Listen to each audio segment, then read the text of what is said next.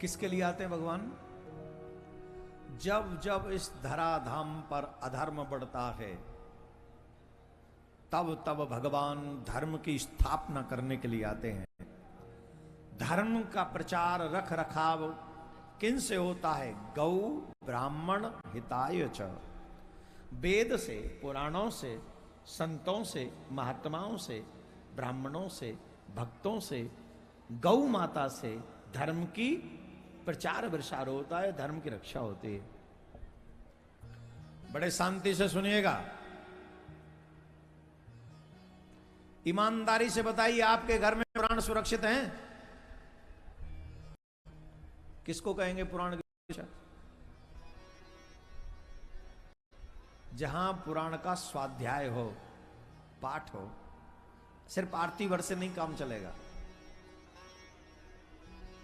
जहां रामायण का, पुराण का पाठ हो, स्वाध्याय हो, उस घर में, जिस घर में पुराण का पठन पाठन होता है, आरती पूंजर बंदन होता है, उस घर में पुराण सुरक्षित है। गौ की सुरक्षा, जिस घर में गौ की सेवा होती हो, उस घर में गौ रूपी धर्म सुरक्षित है।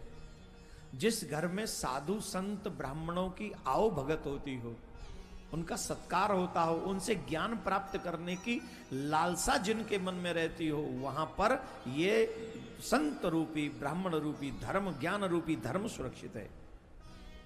पर आप देखेंगे धीरे धीरे करके इनका ह्रास हो रहा है। गौ की जगह कुत्तों ने ले ली है। अब हमारे घरों में गौ नहीं पाई जाती। मनीष, बहुत बहुत आशीर्वाद। ध्यान से सुनिए, शहर में बदलाव आ रहा है, गांव में अभी नहीं बदलाव आया, थोड़ा बहुत ही दिखने को मिला।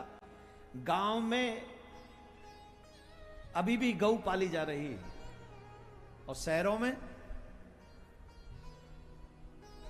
कुत्ते पाले जा रहे हैं।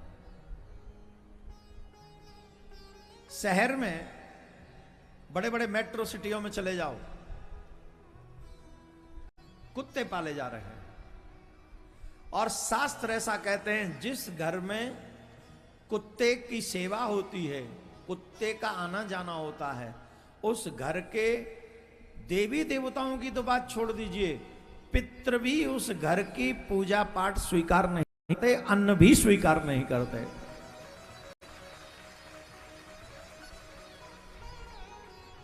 और अगर पितृरुष्ट हो गए,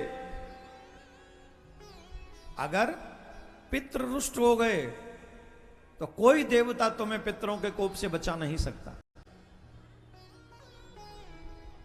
माता जी मेरे पास में आई थी, कहने लगी, प्रभु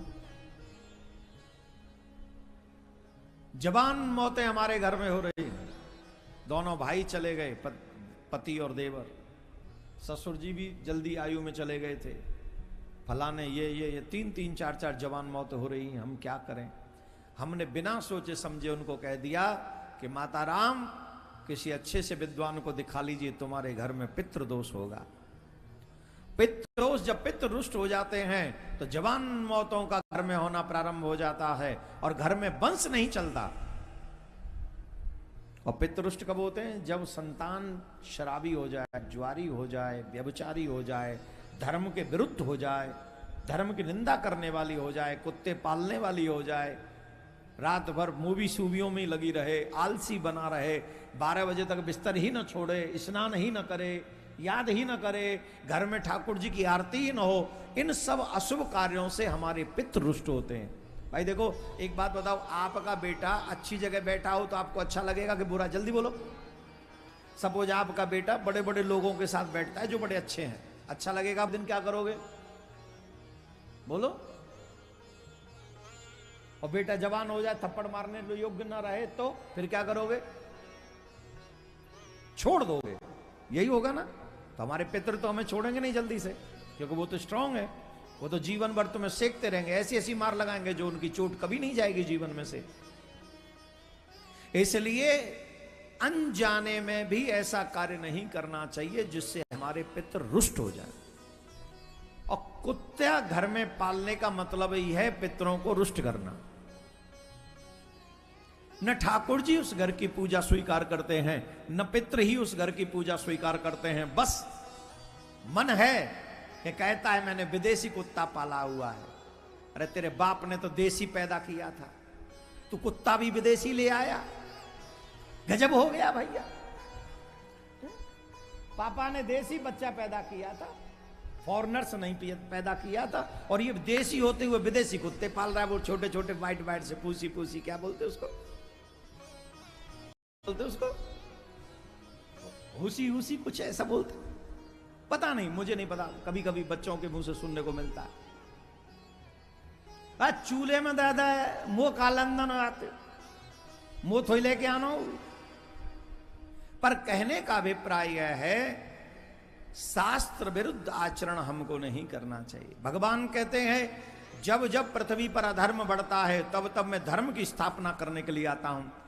अगर हम भगवान राम को मानते, भगवान कृष्ण को मानते, भगवान शिव को मानते, तो ये हमारी पहली जिम्मेदारी बनती है, जो कार्य करने के लिए भगवान आते हैं वही कार्य हमको भी अपने घर में करना चाहिए।